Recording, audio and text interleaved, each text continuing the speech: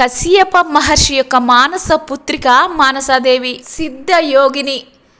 కృష్ణ పరమాత్ముని గురించి 3 యుగాలు తపస్సు చేసింది. తపస్సు వలన ఆమె శరీరము జీర్ణించటం చూసి కృష్ణ పరమాత్మ ఈమెకు జరత్కారువు అనే పేరు పెట్టాడు. కృష్ణ పరమాత్మ ఈమెను పూజించాడు. ఆమెను బ్రహ్మలోక, నాగలోక, స్వర్గలోక, భూలోకవాసులు అందరూ పూజిస్తారు. జగములకు పూజిత అవడం వల్ల ఆమెను జగద్గౌరి అంటారు. పరమశివుని శిష్యురాలు అవడం వల్ల ఆమెను శైవి అంటారు. విష్ణు భక్తురాలు అవడం వల్ల వైష్ణవి అంటారు. ఈమె జనమేజయుడు చేసిన సర్పయాగాన్ని ఆపి నాగులను కాపాడింది కాబట్టి నాగేశ్వరి అంటారు. విషము హరించటంలో నేర్పరి కాబట్టి ఈమెను విషహరి అంటారు. శివుడి నుంచి ఈమె సిద్ధయోగం పొందడం వల్ల సిద్ధ యోగిని అంటారు. జ్ఞాన యోగం ఇచ్చే మృత సంజీవిని విద్యను నేర్చుకుంది. అందువల్ల ఆమెను పండితులు మహాజ్ఞానయుత అంటారు. మానసాదేవి తపస్విని, ఆస్తిక మునీంద్రుని తల్లి. అందుకే ఆమెని ఆస్తిక మాత అంటారు. మహాత్ముడకు జరత్కారు మహాముని భార్య.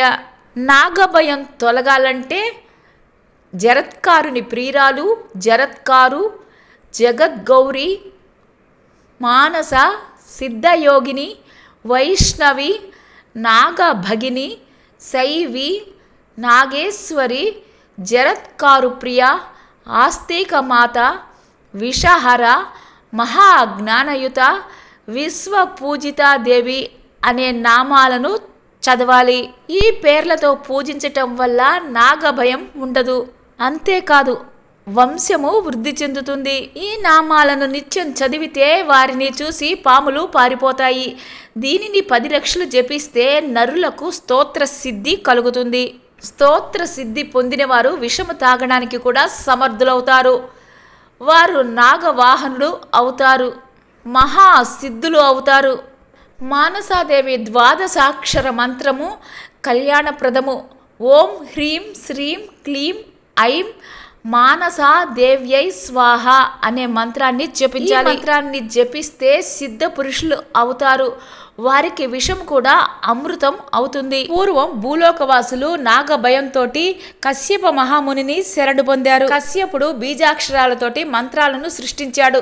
తరువాత సర్వ మంత్రాధిష్టాన దేవిని తన మనస్సు నుంచి సృష్టించాడు. ఆమె మానసాదేవి. మానసాదేవి కైలాసానికి వెళ్లి 1000 సంవత్సరాలు శివుణ్ణి భక్తితో పూజించింది. శివుడి అనుగ్రహాన్ని పొందింది. ఆమెను కశ్యపుడు జరత్కారు మునికి ఇచ్చి వివాహం చేశాడు. వీరి కుమారుడే ఆస్తికుడు.